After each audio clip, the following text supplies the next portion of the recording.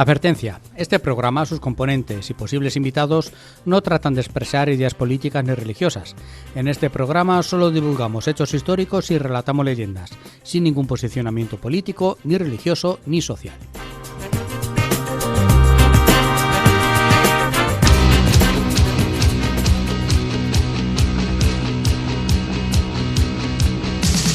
Hace mucho tiempo que se acabó, pero es que hay cosas que nunca se olvidan, por mucho tiempo que pase. ¿Hoy también has estado de fiesta, jefe? Diré. He estado... ¿En la Virgen de la Paz has estado? Sí, ¿Qué tal estaba la cosa por allí? chorizos, morcillas, asados, caldereta, de todo. Muy bien, muy Que bien. no falte de nada. Me he tenido que venir, pues por no decir que no al programa, pero Claro. Vale. ¿Y cómo se llama la ermita que hay allí? la ermita de la Virgen de la Paz, ¿Y cómo se llamaba hace muchos años? Viloria. ¡No! No. Error. Esto tiene que cambiar. No es... Ahora te lo cuento porque como hoy voy a hablar también de ermitas, pues luego ya te lo aclararé, pero no es Viloria, no es Viloria. Don Joa, bienvenido. Que no te Bien había dicho hallado. nada. ¿Qué tal, chicos? Estamos aquí en la... Bueno, mira, está sonando el reloj de la plaza ahora. Sí. Pues en el edificio de la Encomienda de Santa Cruz de la Zarza, porque esto es No me cuentes historias, el programa de historia de Onda Plana Santa Cruz 107.4 de la FM. Ahí queda eso. Ahí está. Y Y vamos... con nosotros aquí. Y con nosotros aquí, que tú abriendo un fosquito de eso, haciendo un Es el ruido. último que me queda. Ya está. El tercero. El tercero que te has lo sepa trincado. el mundo mundial. Pero es que después de los chorizos y después de la caldereta, pues hay que tener el postre. Me tengo que traer el postre y la bebida esta del Para que café. asiente, ¿verdad? Muy bien, Mejor muy- que mejor así- con unos está muy bien. tronquitos de Di esos. unas palabras ahora. Ahora 1, 2, 3 y 4.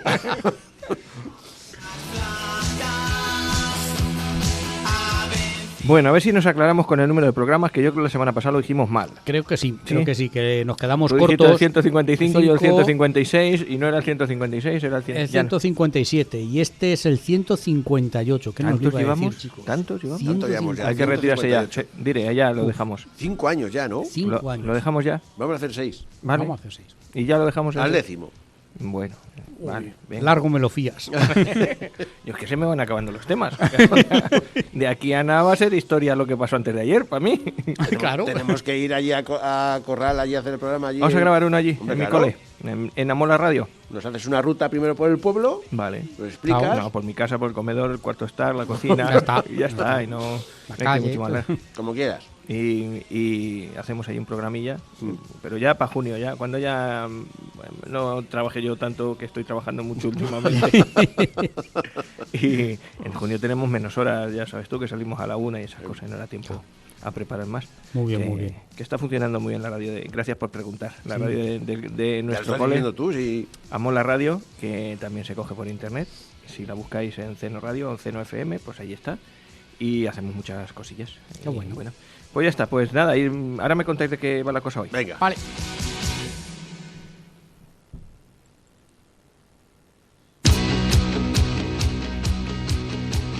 Oye, qué tiempo que se me había acabado la música. Casualidad Venga, también, venga, ¿eh? venga. Bajar la voz. ¿tienes- Hacemos las introducciones, me lo dice A mi ver, mujer, espera. hacemos las introducciones Muy larga, muy larga, muy larga. Váciate ya la boca, deja de beber, deja de comer y dinos de qué vas a hablar hoy. Que, Es que como tengo que hablar yo ahora, claro, es que si no se me acumula después todo. claro, no, si luego en lo poquito que habla Joan nos da tiempo. Un momento. 2 tragos rápidos. Nos da tiempo a acabar un poquito con... Venga, dinos, Bueno. cuéntame. Pues yo voy a hablar de, como dije, se llama Juana García, Ujú. pero la llaman la Dama de Arintero. De Arintero. Sí, va a ser mitad historia, un personaje histórico, mitad leyenda. Así que nada, espero que os guste. Seguro que sí. Venga, venga, eso está chulo. Don Joa, usted. Y yo, pues nos vamos a ir, en principio vamos a arrancar desde nuestro pueblo vecino, desde Tarancón, para hablar de Luisa Sigea. Ah, Realmente una de las mujeres doctas e intelectualmente más interesante de nuestro siglo XVI. Por encima, si me apuráis, de la Beatriz Galindo, de Luisa Medrano, sí, sí. un personaje realmente que me ha sorprendido. Tiene Tarancón, tiene calle, tiene edificio con Y sí, nombre, rotonda tiene que tener, y Sí, si sí. no lo pedimos aquí al Ayuntamiento Y de creo que Tarancón. la asociación cultural también se llama Luisa Sigea, creo recordar. Hay varias cosas Sí, me suena. que tienen su nombre. Muy bien, y yo, vamos a ver, diré, la ermita de la Virgen de la Paz es la ermita del Villar. Ah, del Villar, bueno, Con Villar, Villoria. V era. Claro, y con Era- dos L's. Y con dos Era uno de los despoblados que concedió la Orden de Santiago al concejo de Santa Cruz de la Zarza en el fuero de 1253, que lo firmó un portugués, el que era entonces comendador de la Orden, que era Pérez Correa. Pelay Pérez Correa. Era portugués. Era anda, portugués, mira. era portugués. Así ¿Qué hacía que, un portugués aquí? pues por aquí le hicieron de la Orden de Santiago. Por pues, lo mismo que hacía una taranconera en Portugal, ahora dentro de un rato otra vez. Anda. Oye, yo también estoy en Portugal, hace nada. Así que uno de esos despoblados también era Villaverde. Y allí en Villaverde quedan los restos de lo que fue ermita, antes iglesia, y de ella os quiero hablar hoy.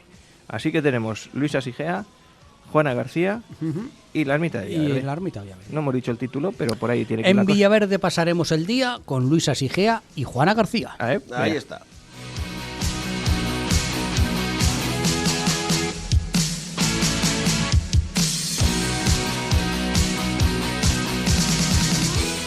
Muchas canciones me has puesto tú aquí para ir haciéndote ahora los coros y No son danzas canciones, estos. son efectos especiales. Ah, Tú- vale. ¿Y sí? Sí. Pero ponemos siempre el primero, el de ese que cabe la tumba, no sé quién. El guapo, sí. Vale, venga.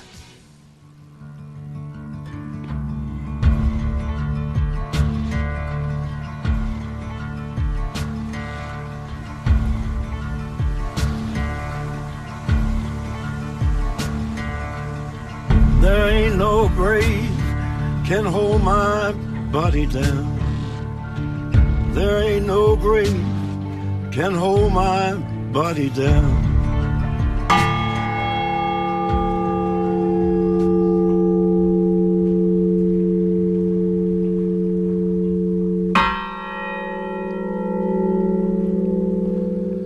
Nos encontramos en el último cuarto del siglo XV. Enrique IV de Castilla, el Impotente, ha muerto. Y hay dos sucesoras al reino, Juana, la Beltraneja, posible hija de Enrique, e Isabel, la llamada la Católica, hermana por parte de padre de este difunto.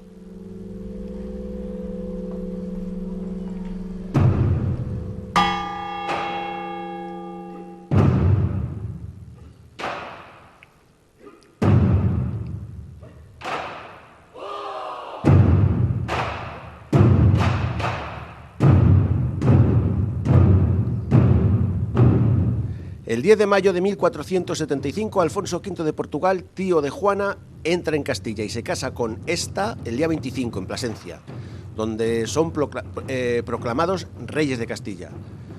Claro, cuando esto ocurre, pues a doña Isabel no le gusta mucho, así que ordena reunir a su ejército en Benavente.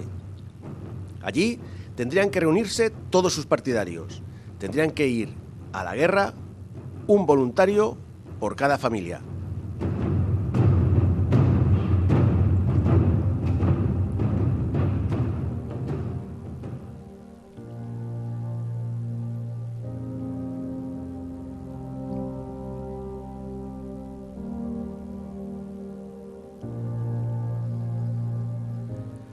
Hay un pueblo situado en el norte de la provincia de León, en la cordillera Cantábrica, que se llama Arintero. El señor del lugar por aquellos tiempos era el hidalgo Juan García, hombre muy veterano, que había luchado en incontables batallas y que debido a su avanzada edad pues no podía acudir en ayuda de su señora Isabel. Pero es que tampoco podía mandar a nadie en su nombre porque los frutos de su matrimonio habían sido 7 maravillosas hijas. Y las hijas pues no podían ir a las guerras.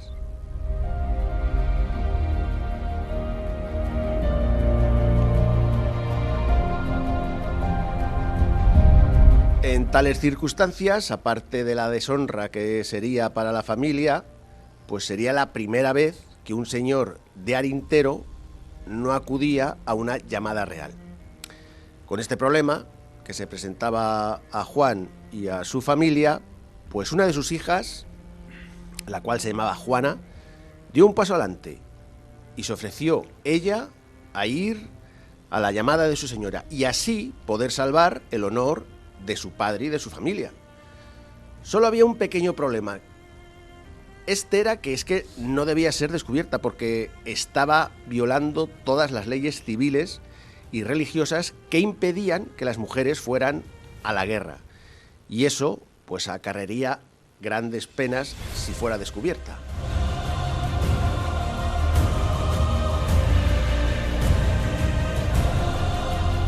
Estuvo entrenando durante varios meses para poder desarrollar su cuerpo y alcanzar las cualidades mínimas para ser caballero. Esto quiere decir, pues, el saber montar, el manejar las armas, el soportar el peso de la armadura. Y consiguió el propósito, y con este propósito conseguido, pues adoptó el nombre de Don Diego Olivares y marchó hasta Benavente, donde la Católica había plantado sus reales.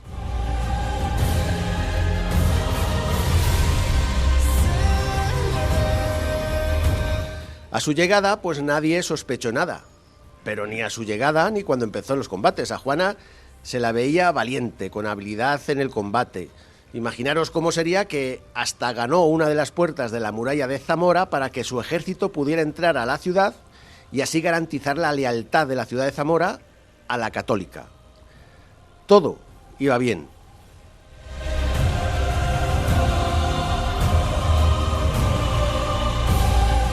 Y digo que todo iba bien porque el honor de los García estaba impoluto y Juana se estaba descubriendo como una guerrera excelente, brava y valiente.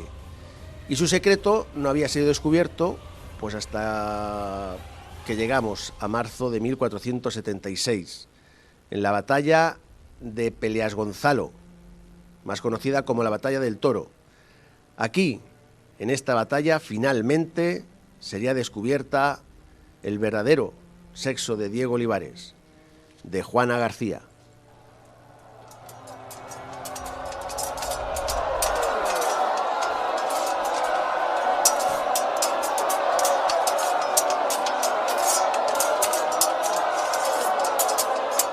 Hay dos versiones de cómo se la descubrió. La primera nos cuenta que fue descubierta mientras se bañaba en el río Duero. Esta es la menos probable porque en aquellos días, marzo, el norte, pues Zamora, pues un frío donde el grajo vuela abajo. Así que, bueno, es menos probable que la mujer se estuviera bañando, a no ser que fuera una machota y dijera, venga, vamos para allá. La segunda, y la más probable, es que durante el fragor del combate, pues entre espada, entre sablazo, entre lanzazo, pues de un golpe de estos certeros se le quedaron los pechos descubiertos.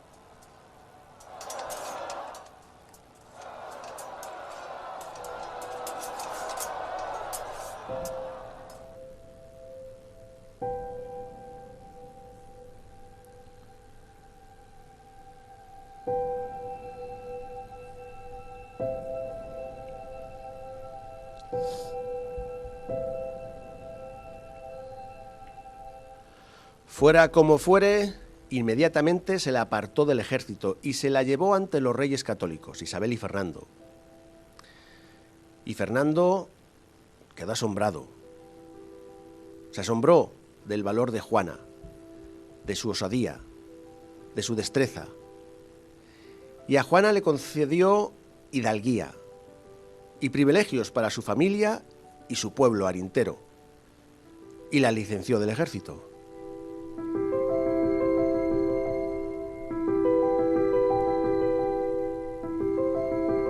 Convertida así en heroína, que había cumplido con los deberes familiares para con sus reyes y había conseguido privilegios para su pueblo y para su familia, pues inició su retorno a casa. Hasta aquí los hechos que parecen reales en función a la escasa documentación que hay. A partir de ahora se inicia la leyenda.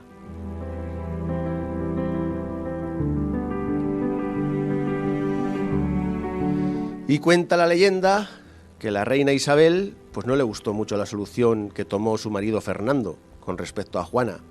Así que mandó a un grupo de hombres tras ella para arrebatarla el documento de los privilegios otorgados por el rey. Y dieron alcance a Juana. Dieron alcance en el pueblo de la Candana de Curueño, donde había parado a saludar a unos familiares. Nos sigue contando la leyenda que los hombres mandados por la reina pues pidieron los documentos a Juana, y Juana no se los quiso dar. Así que pues empezó una pelea donde hay quien cuenta que aquí murió Juana. Otros, sin embargo, dicen que no, que logró sobrevivir al combate e incluso poco después se casó con un pretendiente que tuvo. Lo cierto de todo esto es que su gesta se convirtió en leyenda y hoy, en Arintero, hay una casa con un escudo heráldico del pueblo y una leyenda que dice: si queréis saber quién es este valiente guerrero, quitad las armas y veréis a la dama de Arintero. Conoced, los de Arintero, a vuestra dama tan hermosa, pues que como caballero fue con su rey valerosa.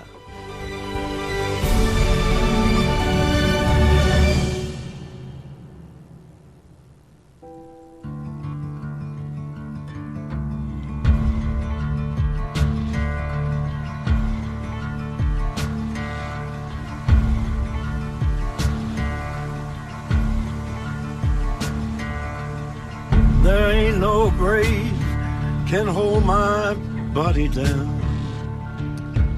Hay que decir que toda esta documentación la he sacado de Joaquín de la Santa Cinta, historiador y autor de 50 héroes españoles olvidados. Eso es importante. Qué chulo. Es muy chulo. Que te iba a decir yo, ¿sabes cuál es el logo? Iba a decir. Ay, que no me sale la palabra. El lema del escudo nobiliario de los García. Oye, yo tengo un García también en mi familia. Mi abuela se llamaba Luisa Martínez García. Y la mía también. ¿Sabes cuál es el lema? ¿Cuál? De García arriba nadie diga. ¿Eh? De García arriba. De ¿Arriba? Que encima de los García nadie. De García arriba nadie diga. Así que está Juana García. Muy chula esta ¿Le historia. pasó eso? Muy chula. ¿Eh? Me molan. Pues la encontré de casualidad. Estaba buscando en YouTube y vi que había una tal dama de Arintero que luchó por la católica. Sí, es la forma de empezar a bichear tontamente, pum, pum, pum, hasta que una cosa te lleva a otra y descubres un personaje desconocido. Sí. Un personaje que irá a parar, como siempre digo, a nuestras No me cuentes biografías. Que hoy además, si no pasa nada, no como la semana pasada, es imposible. No puedo meter a Don Juan de Austria en un No me cuentes biografía. ¿Verdad que exquisito No te estás Ahora poniendo últimamente? por partes, hombre. Parte 1, parte Sí, como lo mandaron para España. Como lo mandaron para España, exactamente. Que luego no sabían qué era lo de arriba y qué era lo de abajo. Aquí no va a pasar igual. Oye, eso tenía. Lo de abajo sería donde estaba ya la almorrana. Sí, pero vamos, no sé yo en qué condiciones llegarían que no sabían. Mira, lo metemos todo junto. Como decía Gila con la mula, dice, ¿y la cola qué? Dice, no, creí que era una trenza.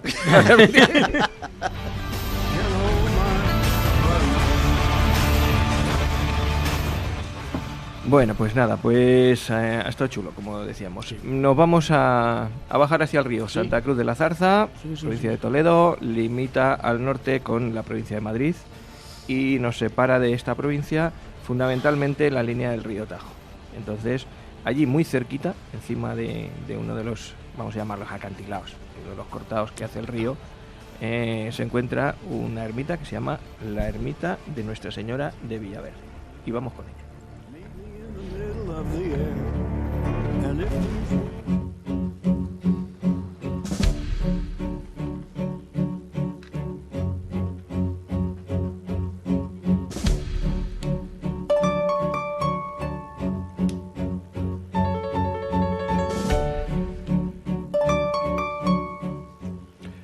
Bueno, pues como tantos y tantos de los documentos que yo he utilizado en el programa, este también es una de las colaboraciones que aparecen en los programas de fiestas de Santa Cruz de la Zarza, que está recogido en la bibliografía que tiene en su página digital, en su espacio digital Acame, y es un artículo que escribió en su día Francisco Gómez Cuenca, que es un licenciado en Geografía e Historia, ¿vale?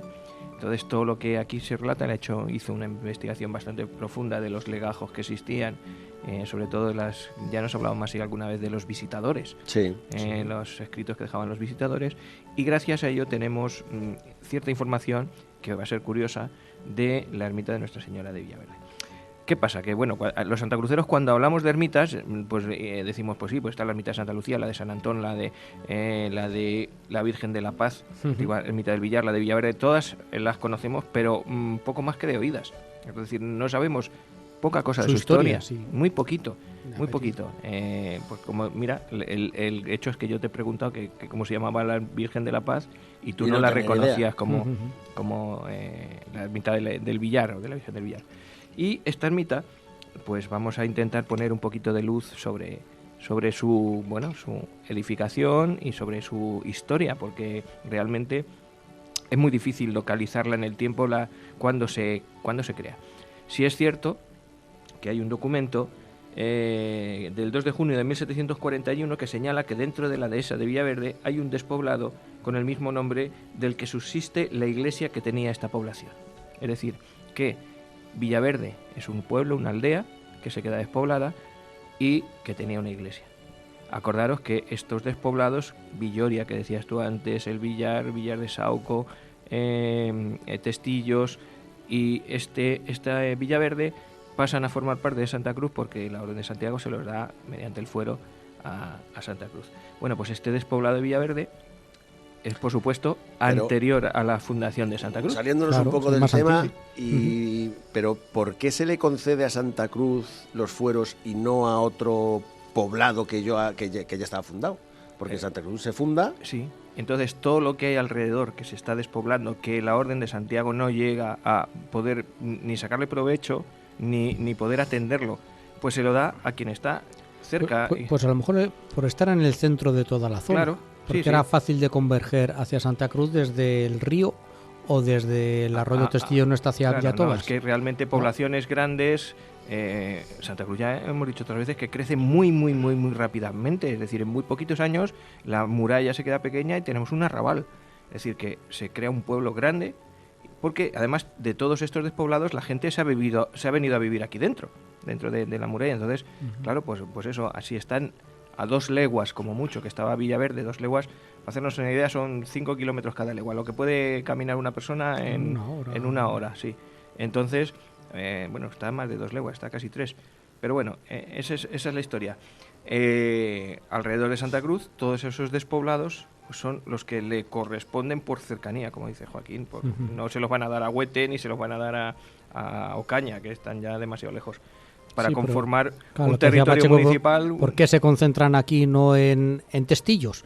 Pues porque Testillos a lo mejor le cogía demasiado lejos a la ermita de, de Villaverde. Testillo se queda despoblado también, es pequeño, y a tener en cuenta que aquí la Orden de Santiago aquí pone el castillo, pone la casa de la encomienda, la casa del comendador, la casa del capitán que está aquí en ese momento, y la muralla, claro. Y entonces, claro, sí, a lo mejor al estar fortificado Claro. más o menos, pues entran Está al lugar más fortificado, seguro. si está exento de impuestos el mercado, además el Tiene fuero al muchos final beneficios. Se viene para acá, tiene vale, privilegios fiscales que, oye, pues mira, Tú antes de imagínate estar... que tienes unas tierrecillas en la Virgen de la Paz, lo que estamos diciendo el Villar, y vives allí.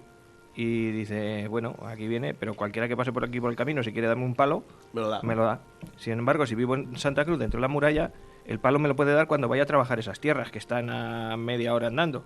Sí, pero por la noche... Pero por la noche yo estoy en mi más casa. defendido, claro. Entonces, esa es la historia. Bueno, pues entonces podemos sospechar ya que la iglesia, por lo menos, si no es anterior a la fundación de Santa Cruz, por lo menos es coetánea. Es decir, puede que Testillos, cuando Santa Cruz se funda, sigue habiendo allí gente, sigue habiendo una iglesia, que ya estaría, y que cuando se despuebla, pues allí por lo menos la iglesia se queda.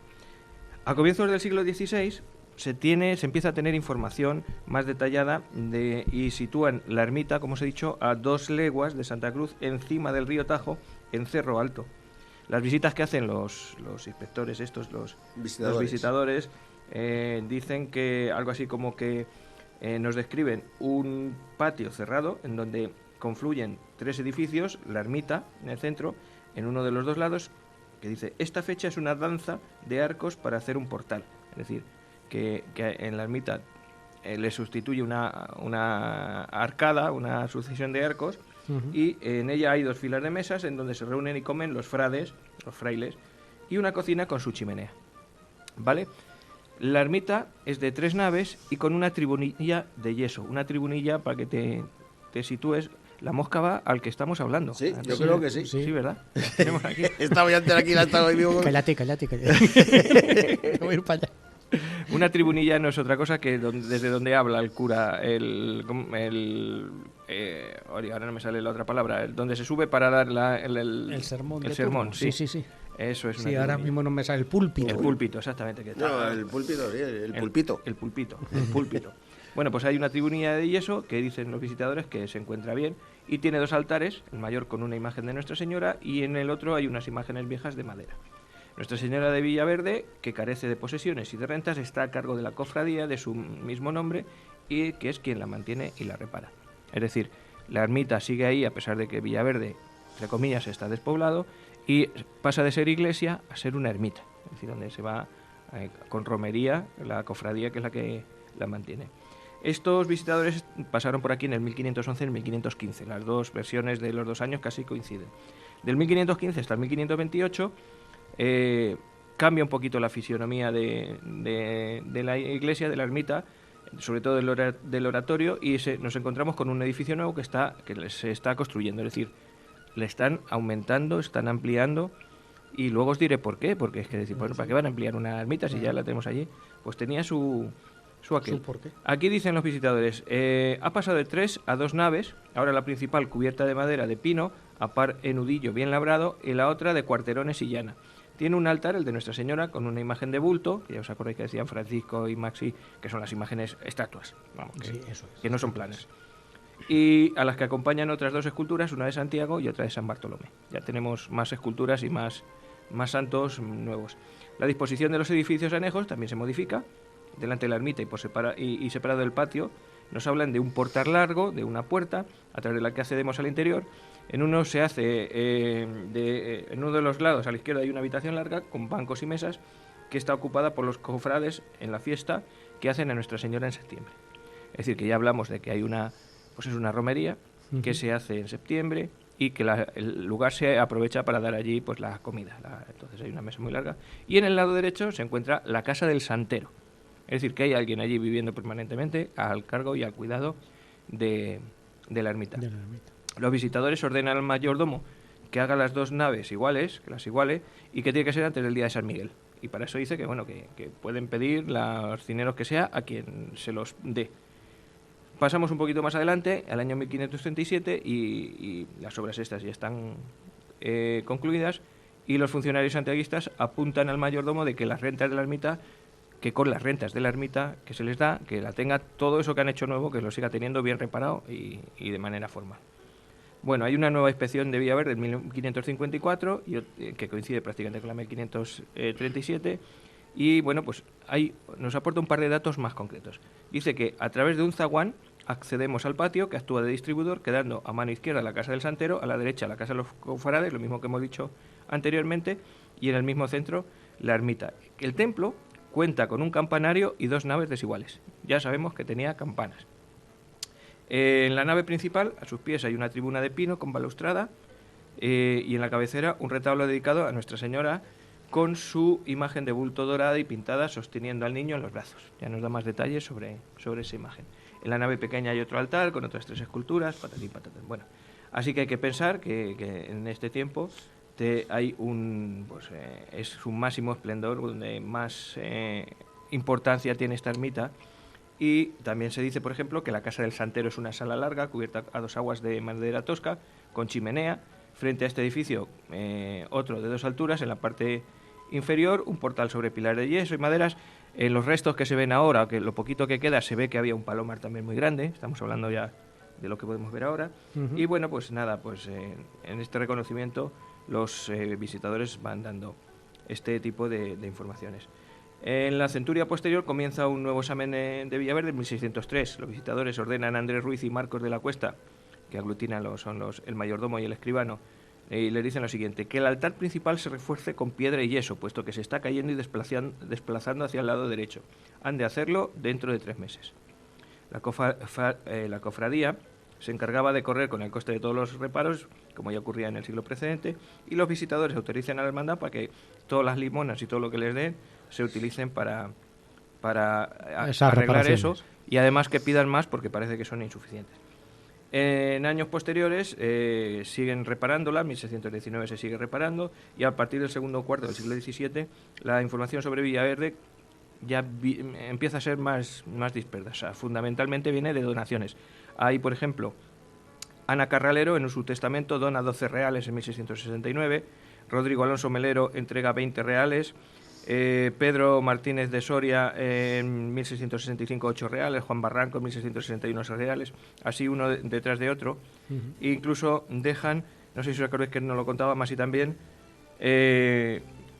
una memoria, una vinculación, un vínculo, es decir, deja una tierra vinculada para que todo lo que se extraiga de ahí vaya a parar a las reparaciones de Nuestra Señora de Villaverde. Este es Pedro de Amores.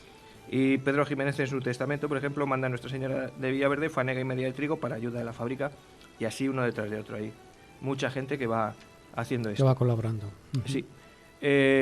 Bueno, pues ¿cuál era la importancia y por qué se mantenía esa ermita ahí? Aparte, porque está muy lejos de Santa Cruz como para hacer una romería a casi 10 kilómetros. Más de 10 Más, kilómetros, casi sí. 14. Está lejos de todo y también mal comunicada con Villaverde y con Villamanrique. Al río malamente. Pero tenía una importancia sobre todo porque abajo, en la parte de abajo justo, había molino. Había molino harinero. Y entonces la gente bajaba a la ermita y dormía allí. O sea que se habilitó como casa para los que iban a la molienda. Entonces, durante pues muchos años se tiene noticia que, bueno, con todas estas informaciones que tenemos, que se adecenta, se adecúa la ermita también como casa para recoger allí a los que, tanto a los que cruzan por los vados y que pagan su impuesto, como a los que bajan a moler al harinero. Y bueno, pues así, poco a poco va pasando el tiempo y tenemos más noticias. Por ejemplo, el 25 de mayo de 1677, don Andrés de Forminaya Contreras, os suena también el apellido ya, Sí. y don Alejandro Chacón, también, alcaldes, y Valentín Fernández de Roja, el mayordomo de la Casa de la Ermita, otorgan su poder a Manuel Morales, que es un maestro de obras de Madrid, para que en su nombre pueda recibir de don Manuel Brioriela y su mujer, vecino de Madrid, 100 ducados que tienen ofrecido la limosna para la ermita. Los mayordomos, pasta, ¿eh? Sí, los mayordomos, según se dice en 1695, son de Madrid desde hace muchos años gracias a una devoción que se ha ido adecentando y que ha colaborado para que la ermita y la casa se vayan arreglando. Bueno, pues la zona continúa diciendo este escrito, que es muy frecuentada y muchas personas se quedan sin oír misa, pudiéndose evitar si se oficiara en la ermita. Diego Gil, del Prior, natural de Santa Cruz de Zarza y vecino de Madrid, es el promotor de fundar una capellanía para que, bueno, pues un sacerdote diga en la ermita misa todos los domingos y fiestas del año. El concejo le autoriza y otorga un poder para que se pueda percibir este ofrecimiento en dinero o en especie, tanto a los vecinos de Santa Cruz como a los de Madrid. Así que puede recibir dinero de todos los sitios. En Santa Cruz Villaverde es una ermita auténtica, es decir, que tiene junto a la de San Cristóbal, la del Villar y la de San Sebastián, y por este derecho de auténticas perciben un real por iguales partes de cada testamento o memoria que se haga en la población. El prior de Uclés por esa época, don Francisco Sánchez Márquez, afirma que los colectores encargados de su cobro se han quedado con la pasta, porque le dice reintegrar a los mayordomos de las ermitas y que estos lo empleen en la reparación de los edificios. Ya estamos en el siglo XVIII, hay un hecho importante, hay la construcción de una nueva ermita, la que ahora se puede ver, o ya casi no se puede ver, y bueno, pues el 4 de octubre de 1731 los alcaldes libran 1.294 reales a favor de Pedro Güemes para el importe de un campanillo de 66 libras y media que ha hecho para la ermita de Villaverde. La campana del reloj para la torre del ayuntamiento y 2 libras y media de metal que le han dado. Se dice también por aquí por entonces que hay un oratorio que no puede entenderse sin su vinculación, como os digo, al molino harinero propiedad del ayuntamiento de Santa Cruz. El 22 de agosto de 1761 el concejo continúa con el esfuerzo de intentar edificar y de que no se hunda aquello. Y bueno, pues la corporación entiende que es necesario construir en Villaverde una ermita, una cámara y una cuadra para albergar a la gente que concurre a moler, lo que os estoy contando. Claro. Perdón. Así que, bueno, Perdonado. siguen diciendo que se necesita dinero, hay varias personas maestros de obra a las que se le da dinero para ir arreglando y adecentando y haciendo crecer la ermita, pero bueno, básicamente en la segunda parte del siglo XVIII se empieza a abandonar cuando el molino ya empieza a dejar de funcionar. La segunda parte del 18. Sí, sobre todo a partir del tercer cuarto del siglo XVIII es ya lo que nos ha llegado hasta nuestros días y ya tiene un mal estado de conservación. Más o menos, para que os hagáis una idea, es un edificio cuadrado, muy grande, Sí, con un patio central, casa a un lado, ermita en el otro, cuadras y palomar en el otro. Y bueno, la orientación de la ermita está hacia el oeste, de una sola nave, es rectangular. Todavía se pueden ver pinturas policromadas en lo que fue sí, eso por ejemplo, lo que me acabas de enseñar antes, Sí. que luego lo ponemos, es lo que era el altar.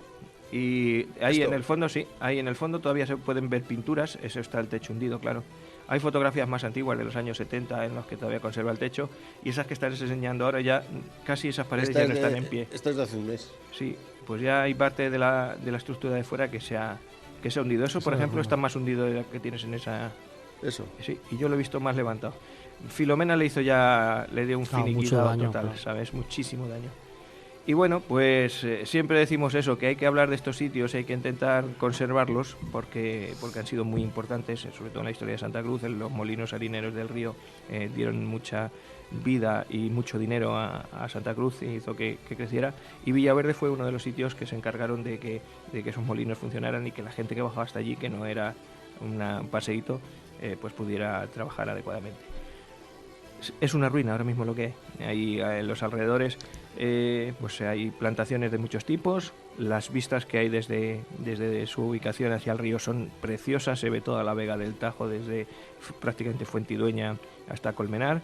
Y el sitio es bonito para bajar un ratillo y ver lo que hay por allí. Así que yo, si queréis también, os recomiendo la visita. Eso sí, la bajada está muy bien, pero luego hay que subir. La risa. Así que esta era nuestra ermita de Villaverde. Pues muy chula. Pues muy bien. Muy bien, muy bien. Yo no he estado nunca allí, yo quiero... tampoco, ¿eh? Cuando queráis.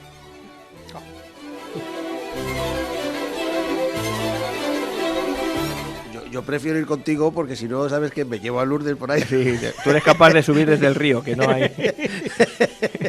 Y yo le digo que sí, que sí. Que por Cierro aquí- otra vez, que si que, no lo que ves por allá aquí arriba. ha subido Magíster, hombre.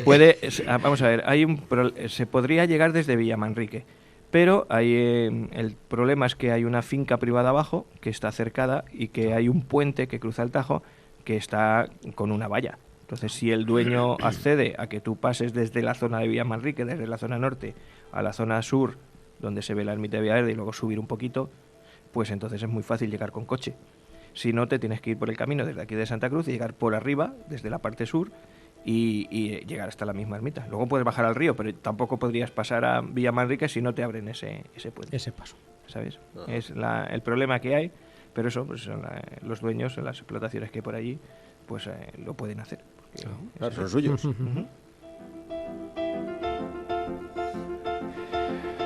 Bueno, buen momento antes de que hagas usted su cinta historia Sí, sobre está- la taranconera para sí. hablar de las redes sociales, ¿no? Pues las redes sociales de una forma breve. Tenemos Facebook, Twitter, YouTube. Y ya está, vamos a lo que vamos. A lo que íbamos.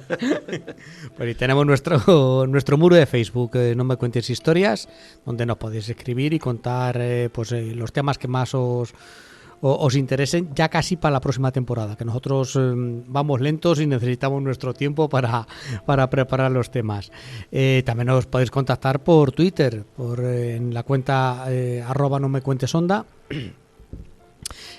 Nos puedes seguir nuestros programas con imágenes a través del canal de YouTube, No me cuentes historias, y nos puedes escuchar en Spotify, también No me cuentes historias.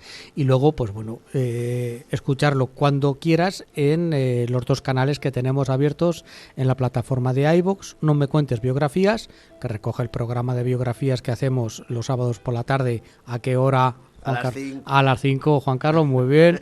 Te he visto ágil.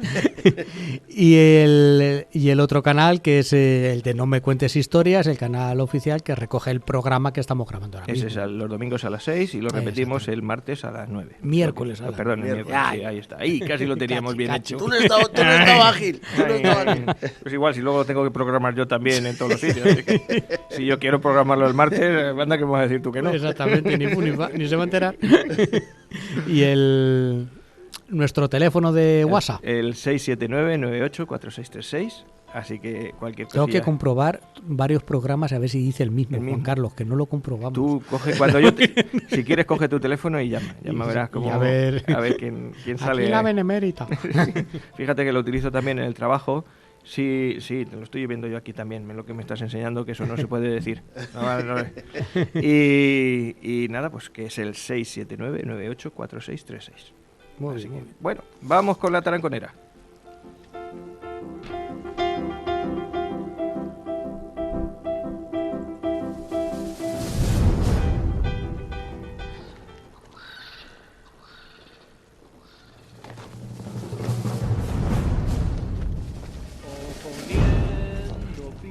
A caballos, enfrentando arcabuces a piqueros, con el alma unida por el mismo. Pues vamos a hablar hoy de una casi paisana, nuestra paisana, qué demonios, porque lo tenemos. Sí, los taranconeros son. Lo tenemos al lado, exactamente. Se llama Luisa de Sigea de Velasco o Luisa Sigea Toledana. Hay varias acepciones. Parece más bien el acuerdo que toledana es pues un añadido, porque antes la provincia de Toledo era bastante más amplia de lo que es hoy, que mira que es grande, pero era bastante más amplia y abarcaba también Tarancón. Llegábamos hasta Filipinas. Por lo menos hasta Alcalá de Henares, porque por mucho que digan los alcalaínos, Cervantes era toledano. Sí. Porque en aquel momento Alcalá de Henares pertenecía a la diócesis de Toledo, exactamente. Nos estamos yendo a principios del siglo XVI, a 1522, que es cuando se supone que nace Luisa Sigea.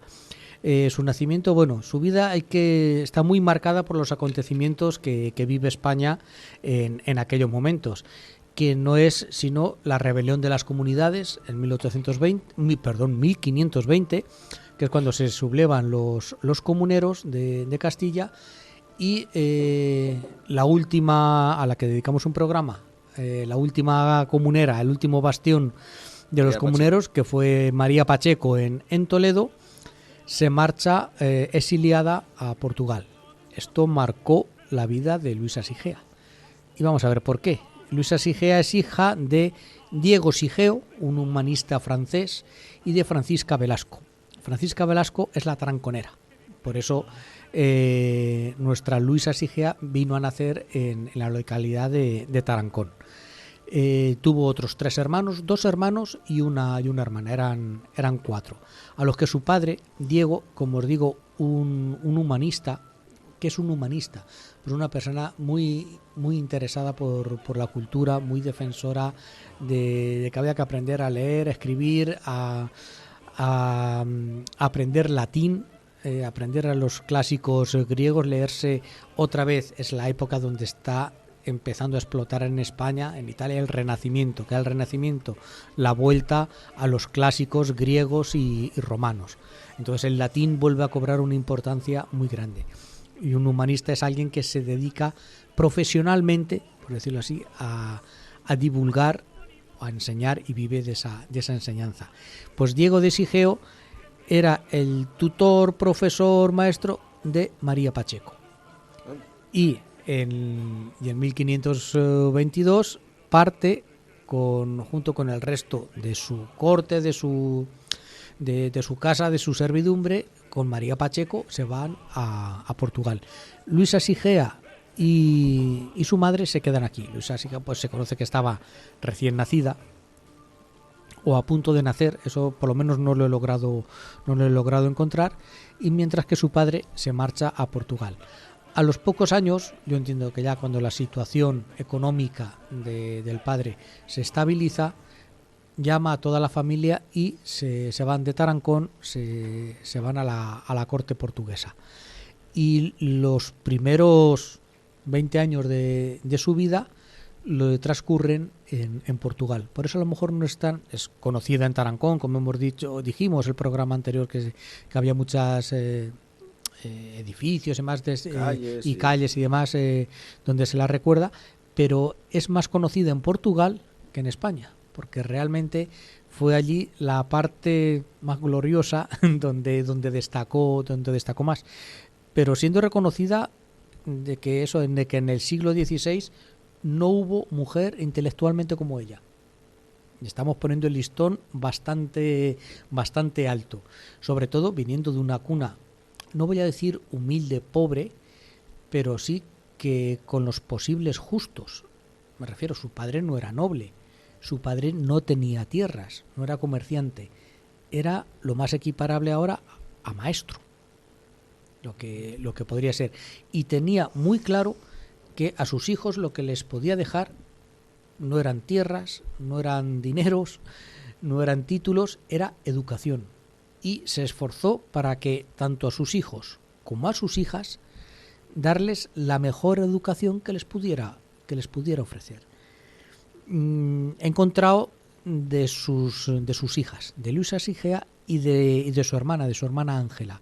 De los hermanos no he encontrado ilusión, seguro que si escarbo acabo encontrando.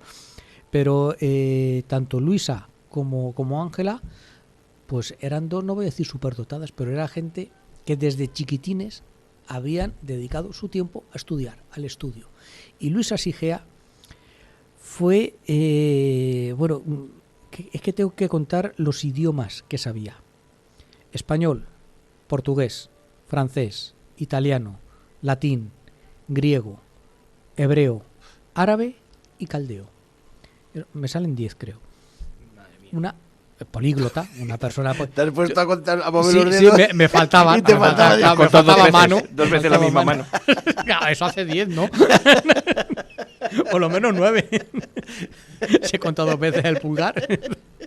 Pues sabía muchísimos idiomas. Era muy versada en la parte de letras, en filosofía, en poesía, en historia, en todas estas lenguas, que algunas eran lenguas muertas. El caldeo es una lengua muerta de la zona de Siria, de las antiguas escrituras.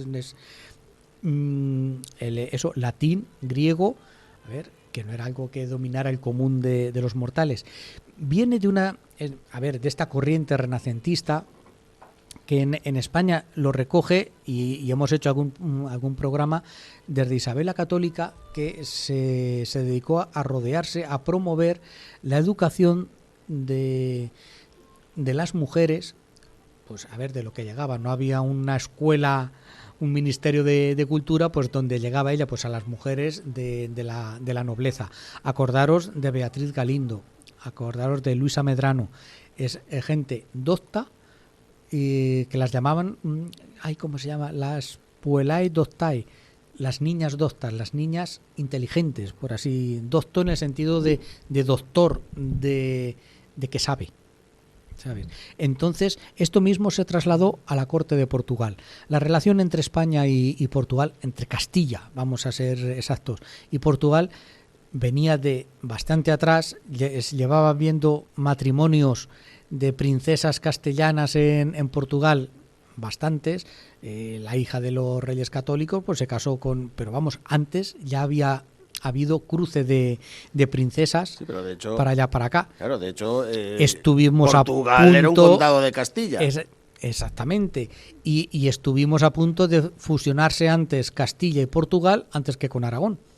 Pero bueno, salió por ahí el tema de que al final, como era, don Miguel de la Paz no sobrevivió y acabó muriendo, y acabamos colocando aquí a Felipe el Hermoso. Pues bueno, pues los derroteros de la historia. Pero la influencia cultural, lo que me refiero es que en la corte portuguesa se hablaba portugués, se hablaba castellano, y Diego Sigeo pues ayudó a introducir, aumentar la corriente renacentista, la corriente humanista en la corte portuguesa, donde fueron muy bien recibidas esta Ángela Sigea, esta Luisa Sigea y otras niñas. He encontrado aquí Juana Abad, Paula Vicente, que tendré que ir investigando a ver si eran más portuguesas, si eran españolas, de dónde venían, qué información hay, a ver si se les puede hacer programa o no da para mucho.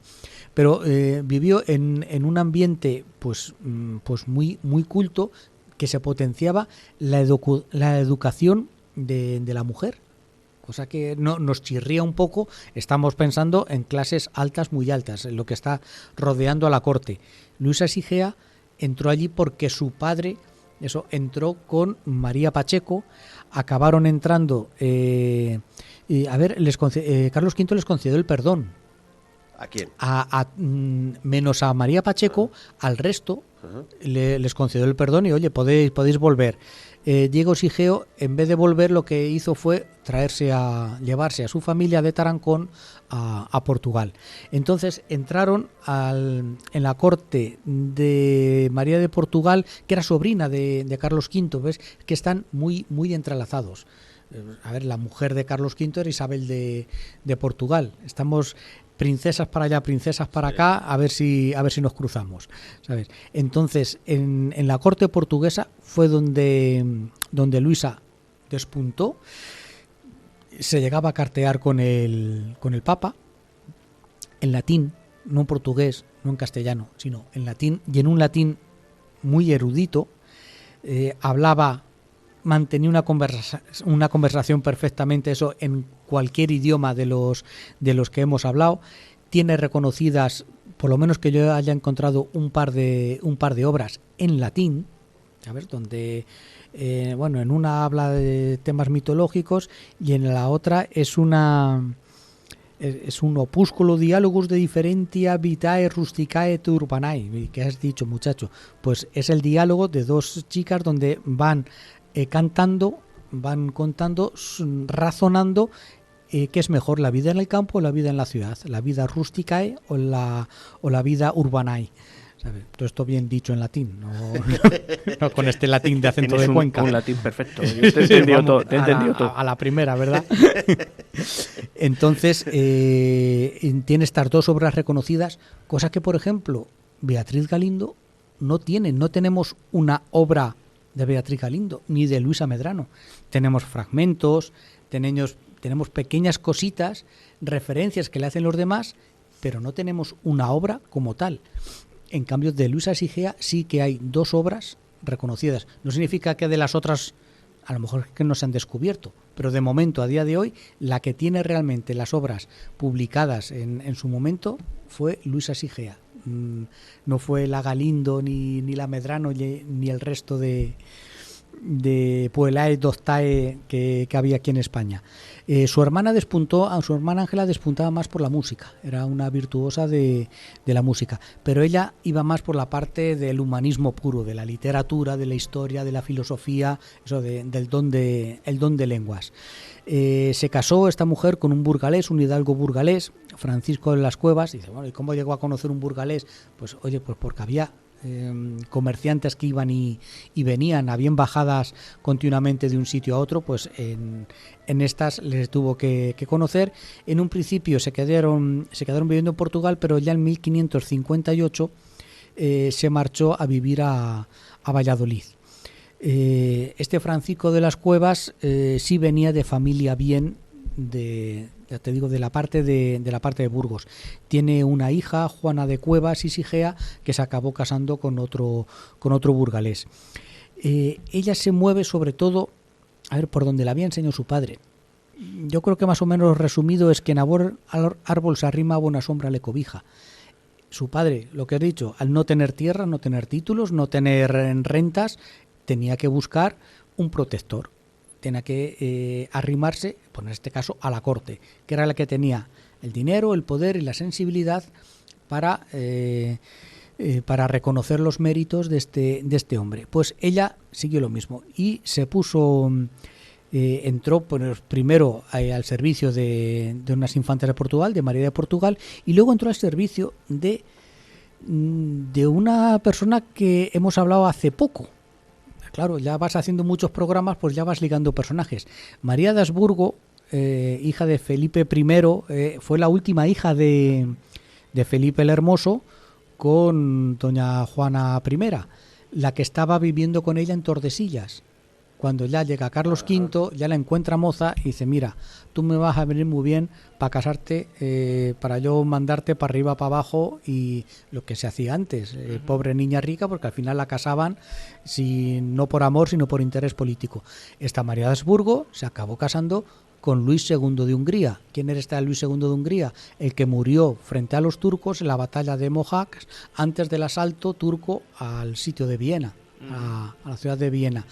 Fue esta María de Habsburgo la que envió 700 arcabuceros de Medina del Campo a defender Viena. Pues en la corte, en el séquito de esta María de Habsburgo, estaba nuestra Luisa Sigea, que no estuvo mucho tiempo porque María de Habsburgo, pues en 1558 acabó muriendo, y entonces Luisa Sigea se encontró, no voy a decir huérfana, se encontró en paro directamente, porque su marido sí tenía trabajo, pero a ella le habían enseñado a ganarse las habichuelas, que tenía una formación. Su padre había invertido una pasta en formarla. Ella se había dejado los codos estudiando y aprendiendo, era lo que le gustaba, y quería vivir de eso, no solamente vivir de las rentas de su marido. Entonces viajó a Toledo, donde se juraba en cortes al príncipe Carlos, al hijo de Felipe II, al primogénito.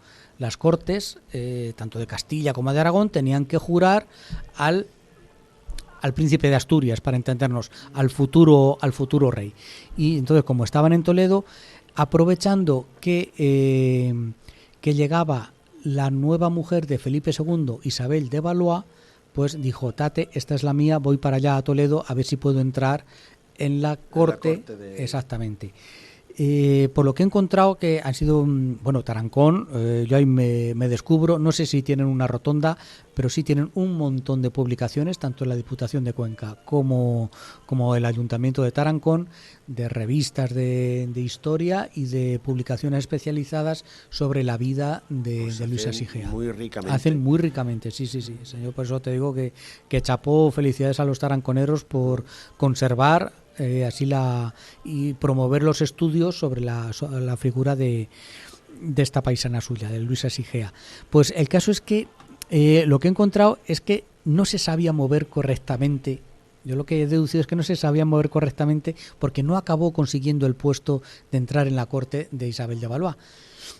¿Y por qué yo creo que no? Porque, a ver, si tú vas a entrar en la corte, en el séquito de la reina, lo suyo, y creo que no es machismo, sino que es realismo, es entrar vía mujeres.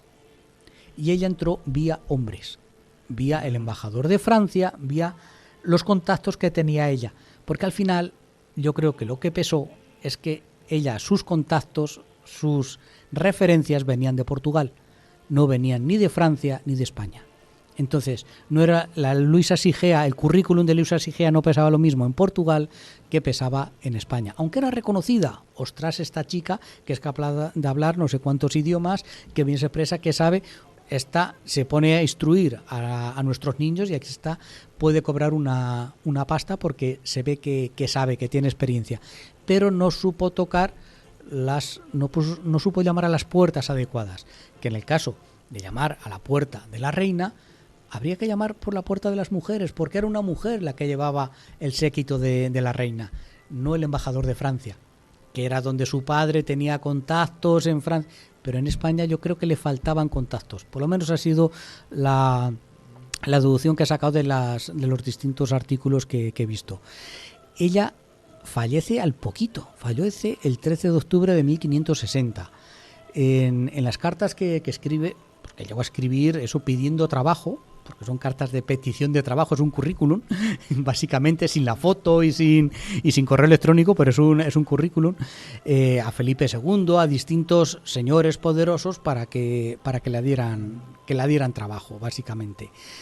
Y ella habla de que está en la pobreza, en la escasez, y que muere de tristeza y de pobreza.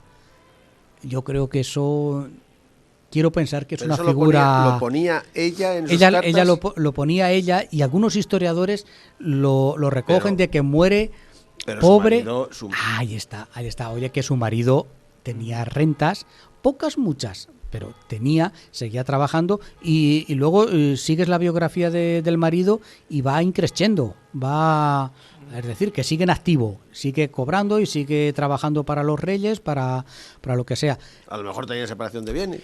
Pues lo mismo, no, creo que no había esa figura judicial todavía, ¿sabes? Pero el caso es que ella, hombre,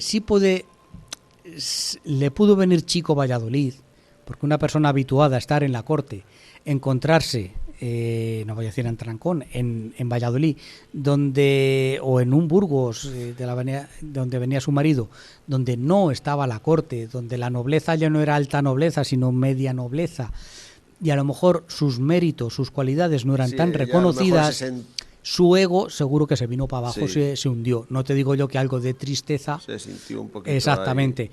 También eran 38 años. Hombre, había gente, su padre le sobrevivió, pero mucha gente se moría con esa edad, en esta época, que no es tan extrañar de que se muera la gente. Aunque ella no había vivido una vida de trabajo en el campo, en la Sí, mina, de batallas, ni nada de exactamente, ni nada de esto. Ni Era se conoce enfermedad, ni una nada de vida esto. estudiosa. Por lo menos yo no lo he visto, porque digo, oye, alguna enfermedad, porque a mí la que me recordaba, fíjate, cuando leía esto, era acordaros de la princesa noruega, la que había muerto, la que casó con el hermano de Alfonso X el Sabio y que murió de melancolía en Sevilla. Ha muerto de melancolía y luego se ha llegado actualmente, serían los noruegos o quien fuera, pagarían pasta a un laboratorio para que le hicieran análisis y resulta que es que tenía un cáncer de oído. Ostras, pues a lo mejor esta mujer tenía algo por dentro que se la llevó y la medicina de entonces pues no lo atajó, no lo supo diagnosticar, ¿sabes? El caso es que falleció pues muy joven, sí, con 38 años, nos dejó 2 obras que es una pena, pero no están traducidas, porque ahora no hay Dios, tú lo puedes publicar en latín, pero no lo va a leer nadie. Entonces habría que hacer ejercicio de traducirla a un castellano actual para poderse divulgar un poquito más y mejor. Yo por lo menos no he encontrado esa divulgación. Sí he encontrado eso. Mucho trabajo de revista especializada en tanto de la Diputación de Cuenca como del Ayuntamiento de Tarancón, y en todos, hombre, también están ensalzando la figura de un personaje suyo, que entiendo un poco de panegírico en ese aspecto, pero sí, la pone y dice, oye, que es que con los saberes que tiene esta mujer, fue la más importante dentro de su gremio de las mujeres intelectuales del siglo XVI. No hay otra figura mujer en el siglo XVI en España que le haga sombra. Y yo pensaba, pues sí, pues las que yo he mínimamente estudiado, la Beatriz Galindo, la Luisa Medrano. Ostras, pues no tenemos obras enteras suyas, y de estas tenemos 2 obras suyas y no sabían tantos idiomas, eran muy doctas en latín, pero es que lo de esta mujer, español, portugués, francés, italiano, y toda una experiencia de 20 años en las cortes, trabajando de tutoras, de maestras, profesoras de los niños de la alta nobleza, no la tenía cualquiera. Y ya te digo, me ha sorprendido muchísimo y me ha gustado muchísimo esta figura, Luisa Sigea, que no tenía ni maldita idea de ella hasta hace bien poquito. La taranconera. Le ponen la toledana, no, la vamos a poner la taranconera. Ya te digo. Muy bien por nuestros paisanos taranconeros. Claro que sí. Y Claro que muy sí. bien por Luisa. Bueno, pues muy interesante, Joa. Guau. Muy bien.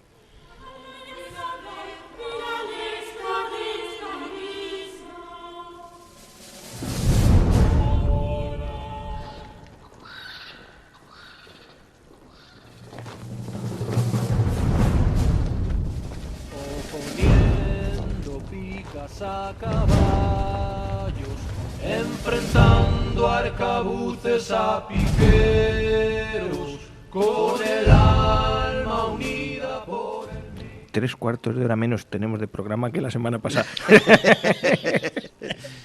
A mí no me mires, como si yo tuviera algo que ver. No, a ver, ahora cómo lo rellenamos. Muy bien. No, la verdad es que la semana pasada luego lo hemos reescuchado y a mí se me hace corto. O sea, me faltan datos. Me hace... Que sí, Sí. te digo yo que faltan, que me voy saltando líneas, según voy hablando. Así que me quedan canciones con historia. Hoy, igual, relacionado con el cine, otra canción que a mí me gusta mucho del malogrado Manolo Tena, malogrado porque ha fallecido ya, que en esta ocasión canta con Ana Belén y le dedican una canción ni más ni menos que a Marilyn Monroe. ¿Se llama así la canción? Marilyn Monroe.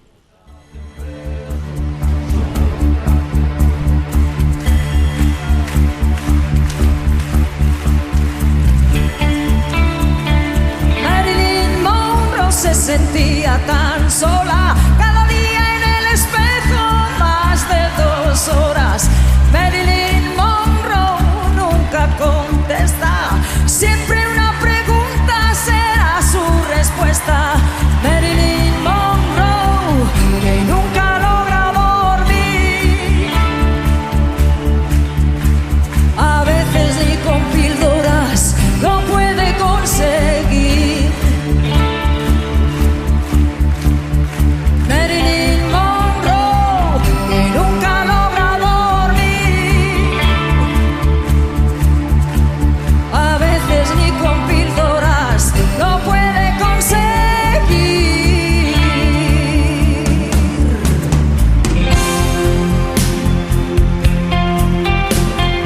Marilyn Monroe cuando matan a su perro ya sabe que nadie la irá a buscar al colegio.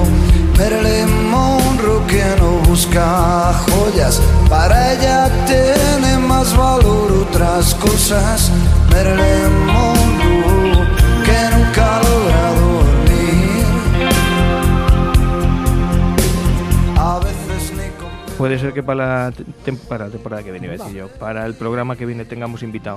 Puede ser. Puede ser. Está más cerca que sí, ¿sabes? Puede ser que no tengamos que trabajar la semana que viene. Lo mismo, si hay suerte no hay que currar, chicos. Pero esto a mí, avísame lo que yo no puedo estar en ese sin vivir. Claro. Sí, vamos, si... A ver, ¿Si no se tuerce? Si no se tuerce, exactamente, tendremos un invitado, un especialista en la flota de Indias, en la Armada Española del siglo XVI, las flotas que iban España-América, América-Filipinas, Filipinas-América, América-España, ¿sabes? Entonces, un tema muy interesante, un especialista que he encontrado en Twitter, que tiene un blog en internet, que es un museo virtual de la carrera de Indias, ¿cómo se llama? A mí me ha parecido un chico bastante interesante y a ver qué nos cuenta, qué cosas nos cuenta. Muy bien. Oye, ¿qué tal vas con el Ministerio del Tiempo? Me encanta. Sí. Me está descubriendo ya después de que finalizó. Es que me he acordado porque hay un capítulo en el que mandan a uno a través de las puertas estas, lo mandan a Filipinas y de buenas a primeras no puede volver porque Filipinas ha dejado durante un momento de ser español y las puertas solo funcionan en territorio español y no lo pueden regresar. No lo conquistaron los ingleses. A ver si llegas al capítulo ese. Eso ya está. Ya le tienes Está olvidado. Ya le tienes chupado. Ese fue cuando lo protagonizó Sancho de Gracia. Sí. Bueno, el hijo de Sancho Rodrigo, de Gracia. ¿no? Rodrigo, no sé cómo se llama. Sí, bueno, el hijo de Curro Jiménez. Sí. Y ese ya se ha muerto y todo. O sea, ese ya estoy muy avanzado. Sí. Pero me encanta. Qué pena no haber... Bueno, a cada lechón le llegas, ¿cómo se llama eso? A cada lechón le llegas un San Martín. Susan Antón. Sí, Susan Antón. Pues esto es igual. Iba a decir qué pena no haberlo visto antes, pero lo estoy viendo ahora. O sea exactamente. Que... Eso es lo importante, que se está viendo. Está chulo y además descubriendo de vez en cuando algún personajillo de esos. Me encanta Y la parte de ficción de cada uno de los capítulos también está muy mal. No, y además que, por ejemplo, hay la que hace de un personaje, la que hace de Lola. Sí. Que hace... Hay una ¿Es película... Cayetana Guillén Cuervo, puede ser? Lola, no. Esta que es la hermana de uno de los... que son dos chicos que son pareja, que se llaman los Andreses o los... Bueno, hay una actriz que es morenita, es muy maja y hace hay una película que se llama La Llamada. Y entonces es que meten los Javis, la hermana de los Javis, de uno de los Javis. Meten cositas así de, por ejemplo, el hijo de Sancho Gracia en el primer capítulo dice, o sea, yo soy Curro Jiménez. Y esta, que va disfrazada de monja en un capítulo, en una escena, Dice, sí, yo soy la de La Llamada, que hay una película Claro, que claro. es la Llamada. O sea que está muy bien. Sí, está muy bien. Bueno, pues nada, pues Me sigue con está ellos. encantando. Vale, ya te la recomendé yo hace tiempo. Nos despedimos, voy a poner a Siniestro Total. Venga.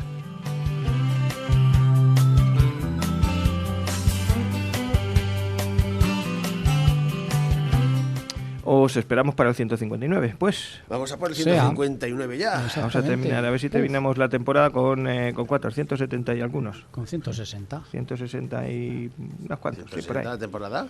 Sí. Algunos más. Hombre, alguno más. Poco más. Que hace mucha calor ya. Don Juan, don Joaquín, nos vemos Rafa. Muy bien, chicos. la semana que Joaquín. viene. Hasta la próxima. Hasta luego.